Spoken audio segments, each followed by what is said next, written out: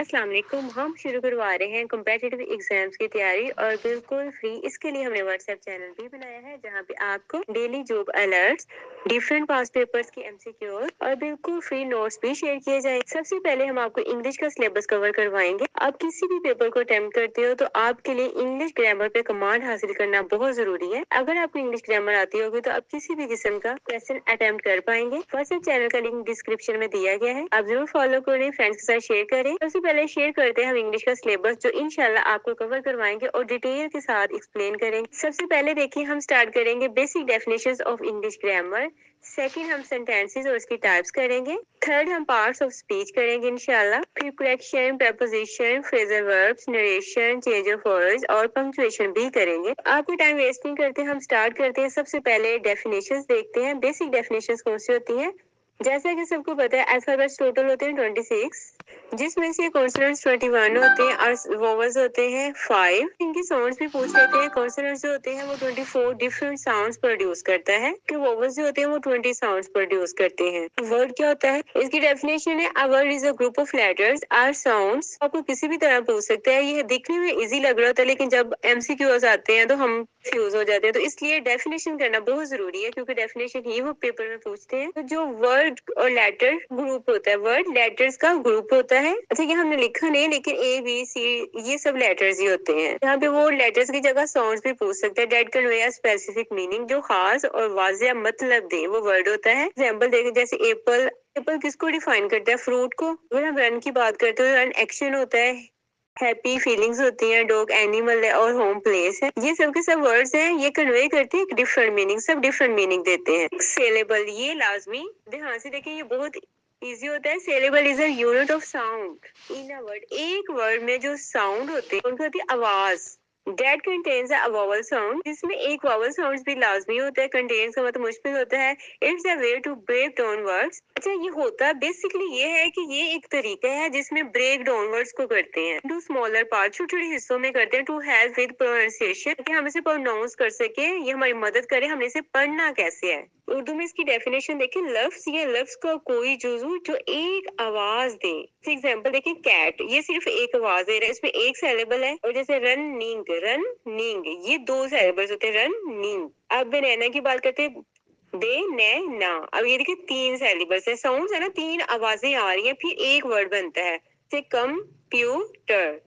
Clear? ये saleable ये जो हमारी मदद करते हैं समझने में वर्ड को, किसे कैसे समझना है और उसके रिदम क्या है, इसका फ्लो क्या है और इसे हमने कैसे पढ़ना है। क्लियर है? नेक्स्ट बहुत इंपॉर्टेंट टॉपिक है phrase. Phrase is a group of words. Phrase पूरे का पूरा ग्रुप है वर्ड्स का डेट एक्सप्रेस अ मीनिंग और आइडिया, जो कि एक मतलब बयान करता है, आइडिया भी हो सकता है, but doesn't form a complete sentence. ये कंप्लीट सेंटेंस नहीं होता। इस याद रखिए, फ्रेज होता है वो फिक्रा होता है, वो अल्फाज का छोटा सा ग्रुप होता है, फिर उसे बात समझ में आ जाती है। वो एक जुमला नहीं होता लेकिन एक छोटा सा हिस्सा होता है, लेकिन उसे बात समझ में आ जाती है। जैसे इन द मॉर्निंग, पता चल रहा है कि सुबह की बात हो रही है। ऑन द टेबल, मेज पर बात हो रही है। Laughing at loud, out loud, जोर से हंस रहे हैं, तो ये बात समझ में आ जाती है, यानी कि फ्रेज से बात समझ में आती है। नेक्स्ट इसकी टाइप्स करते हैं। नाउन टाइप्स होती है। सबसे पहले कि noun phrase consist of a noun. अगर नाउन फ्रेज है तो वो किस पे मुश्तमिल होगा? नाउन पे होगा। एंड इट मॉडिफायर्स, तो इसके मॉडिफायर्स, मॉडिफायर्स जो उसको बनाते हैं, फ्रेज को बनाते हैं। जैसे द बिग हाउस, अब पता चल रहा है बड़े घर की बात हो रही है। अब ये कंप्लीट सेंटेंस नहीं है लेकिन पता चल रहा है। The noun house is modified by the adjective big. यहाँ पे देखिए बिग एडजेक्टिव है। आगे इंशाल्लाह हम डिटेल से करेंगे। The book on the table, अब हमें पता चल रहा है किताब मेज पर ये बात हो रही है, तो नाउन क्या हो गया? बुक। और ये किसको मॉडिफाई कर रहा है? ये prepositional फ्रेज है, क्योंकि ऑन जो होता है वो preposition होता है, ऑन द टेबल। ये एग्जांपल आपको पूछ सकते हैं, ये एमसीक्यूज आ सकता है, तो आपको पता होना चाहिए ये कौन सा फ्रेज है। ऐसे नेक्स्ट वर्ब फ्रेज है, consist of main verb and it's auxiliary verb. इसकी एग्जांपल देखिए, इज रनिंग, मेन वर्ब है इसमें रनिंग, और इज क्या असिस्ट कर रहा है by the auxiliary verb is, इसको असिस्ट कर रहा है। वर्ब क्या होता है? काम होता है, तो रनिंग मेन वर्ब होगा इसमें, लेकिन इज असिस्ट कर रहा है, मदद कर रहा है रनिंग की, और हमें फिर कंप्लीटली पता चल जाता है इज रनिंग का मतलब वो दौड़ है। Will have eaten, the main verb इसमें ईटन है, मेन वर्ब इसमें ईटन है, क्योंकि वर्ब क्या होता है? जो काम।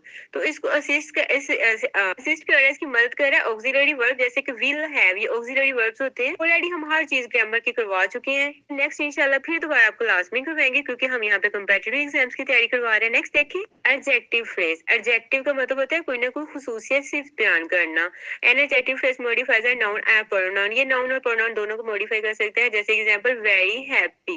वेरी क्या है? एडजेक्टिव है, हैप्पी खुश होना। द एडजेक्टिव इसमें happy is modified the adverb very. Very much ये एडवर्ब होते हैं फुल ऑफ लाइफ। सेकंड देखिए example the adjective phrase modify a noun और प्रोनाउन। इसमें इंडिकेट द क्वालिटी। इसमें क्वालिटी बयान कर रहा है कि फुल ऑफ लाइफ, पूरी जिंदगी, ये क्वालिटी है। तो फुल ऑफ क्या है? साथ एडजेक्टिव है। सेकंड देखिए एडवर्ब फ्रेज है। एडवर्ब फ्रेज मॉडिफाई करता है वर्ब को, एडजेक्टिव को या किसी और एडवर्ब को, जैसे कि क्विकली एंड क्वाइटली। जिनके लास्ट में एल वाई आता है ना, वो लास्ट में एडवर्ब ही हुआ करते हैं। और वेरी सॉलिडली, ये भी एडवर्ब सॉलिडली है और मॉडिफाई करता है किसको? एडवर्ब को वेरी। एडवर्ब फ्रेज ही होगा। बस समझ लें, किसी भी किस्म का एमसीक्यूज आएगा आपको फुल पता चल जाएगा ये एडवर्ब फ्रेज है। इसके अलावा हम इंशाल्लाह एग्जांपल भी आगे देंगे जो कि लास्ट पेपर्स में आ चुकी हैं। प्रेपोजिशनल फ्रेज नाम से ही ज़ाहिर, इसमें कोई ना कोई ये जो फ्रेज है वो प्रेपोजिशन से स्टार्ट होगा। Begins with the preposition, ends with a noun और प्रोनाउन।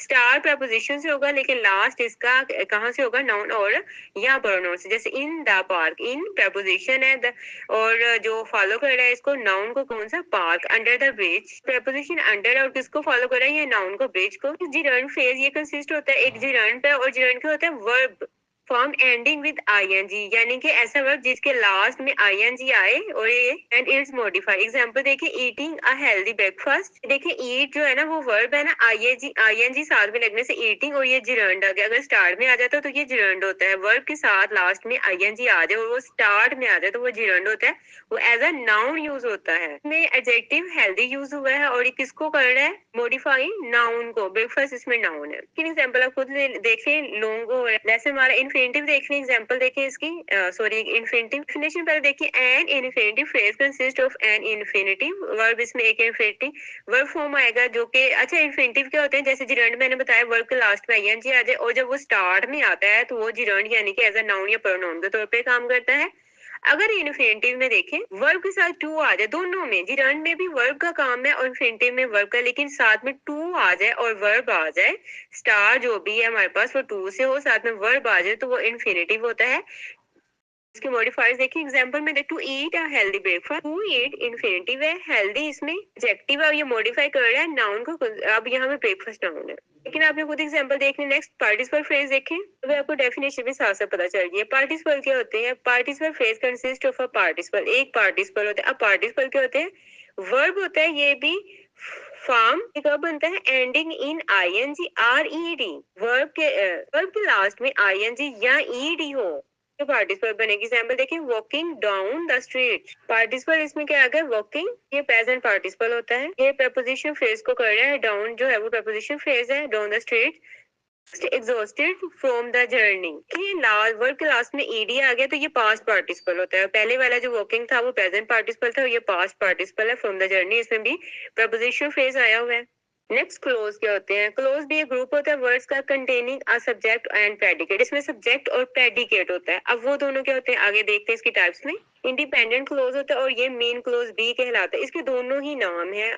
इंडिपेंडेंट किसी पे डिपेंड नहीं करता, अपने पे डिपेंड करता है, अपनी इसकी मर्जी होती है, अलग से पहचान होती है। Can stand alone as a complete sentence. Complete sentence के ऊपर अकेला ही काम करता है। Contains a subject and predicate. अच्छा, ये सब्जेक्ट और प्रेडिकेट दोनों पर मुश्तमिल होता है। मैं इसमें आपको बता देती हूँ। सब्जेक्ट है आई और प्रेडिकेट क्या होता है? ये सब्जेक्ट के एक्शन को डिफाइन करता है। ये बताता है कि सब्जेक्ट क्या काम कर रहा है। वेंट टू द स्टोर, ये प्रेडिकेट है। आपको उम्मीद है सब्जेक्ट और प्रेडिकेट दोनों क्लियर हो गए हैं। अभी डिपेंडेंट क्लोज करते हैं, इसे सबऑर्डिनेट क्लोज भी कहा जाता है। ये दोनों एक ही नाम है, ये चीज आप याद रखिए। Can not stand alone and relies on an independent clause. ये बिल्कुल अकेला नहीं स्टैंड करता, ये उलट होता है उसके।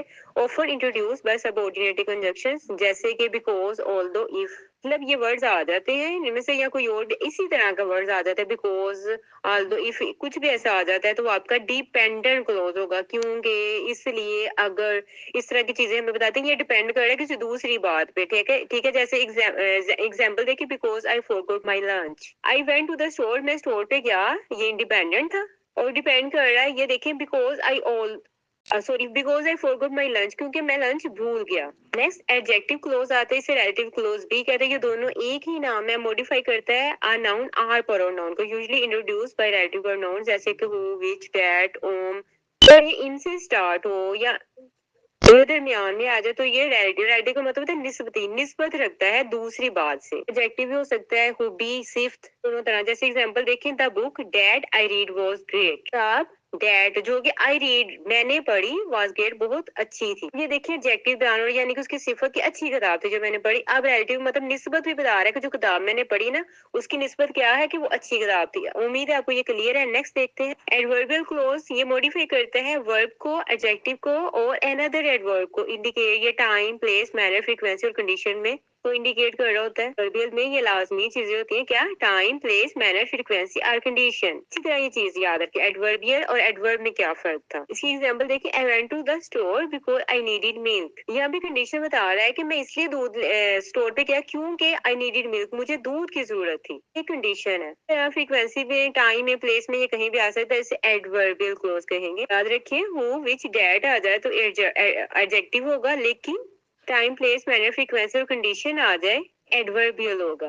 नेक्स्ट नाउन क्लोज क्या होगा? Function as a noun in a sentence, noun के तौर पे काम करेगा। ये can be subject, object and complement. ये कुछ भी हो सकता है, सब्जेक्ट, ऑब्जेक्ट, कॉम्प्लीमेंट। जैसे कि what she said was true. और कॉम्प्लीमेंट्स होते हैं किसी के बारे में अच्छी है बुरी राय थे ना। यहाँ पे देखिए व्हाट शी सेड, जो भी उसने कहा, वाज ट्रू, ठीक है, मतलब ठीक था जो भी उसने कहा, तो ये कॉम्प्लीमेंट्स हम राय दे रहे हैं, ये नाउन फ्रेज है।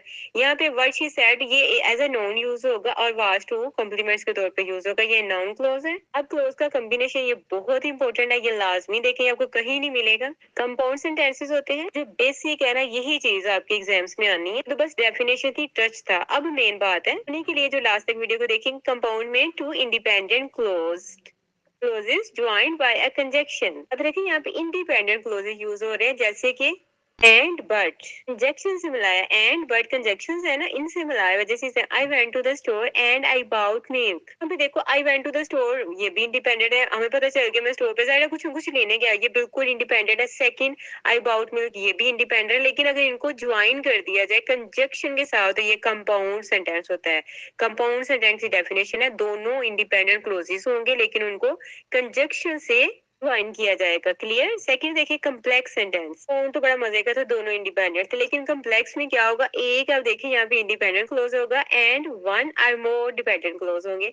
अब यहाँ एक भी हो सकते हैं, इससे ज्यादा भी हो सकते हैं। यहाँ पे डिपेंडेंट और इंडिपेंडेंट मिलके ये थोड़ा सा कम्प्लेक्स हो जाएगा, इसलिए इसे कम्प्लेक्स कहते हैं। जैसे कि I went to the store because I needed milk. देखिए एग्जाम्पल एक ही दे रही हूँ ताकि आप लोगों के माइंड में रहे, मैं एग्जाम्पल चेंज नहीं कर रही हूँ। यहाँ पे देखिए and I bought milk independent था, बिकॉज क्योंकि आई नीडेड मिल्क, मुझे जरूरत ही मिल्क की। मिल्क की जरूरत किस लिए थी, क्या किया मैंने, तो इसलिए मैं स्टोर पे गया। अब यहाँ पे देखें एक इंडिपेंडेंट और एक डिपेंडेंट है, इसलिए ये कम्प्लेक्स है। दोनों की पहचान देख लें अच्छी तरह ताकि आपको पता चल जाएगा। नेक्स्ट, कंपाउंड और कम्प्लेक्स अगर साथ में आ जाए तो इसमें मल्टीपल इंडिपेंडेंट क्लोज होते हैं और one or more dependent clause होता है। जैसे एक बार फिर वही है, लेकिन आपकी पहचान के लिए ताकि आपको अच्छी तरह, I went to the store because I needed milk and I bought some bread. उम्मीद है आपको लेसन क्लियर है। और साथ ही मैंने पास्ट पेपर्स में आ चुके एमसीक्यूज वो भी दे दिए हैं, एक नजर आप देख लें। लेकिन अगर ये नोट्स आप लेना चाहते हैं तो आपको व्हाट्सएप चैनल को सब्सक्राइब करना पड़ेगा, वहां भी इंशाल्लाह ये सारे नोट्स आपको फ्री प्रोवाइड किए जाएंगे। और ये उन एस्पायरेंट्स के लिए जो फीस नहीं दे सकते, किसी अकेडमी को ज्वाइन नहीं कर सकते, तो उनके लिए फ्री ऑफ कॉस्ट तैयारी करवाई जा रही है। बस हमें आप सबकी दुआओं की जरूरत है। तो उसका ख्याल रखिएगा, मिलते हैं इंशाल्लाह नेक्स्ट लेसन के साथ। अल्लाह हाफिज।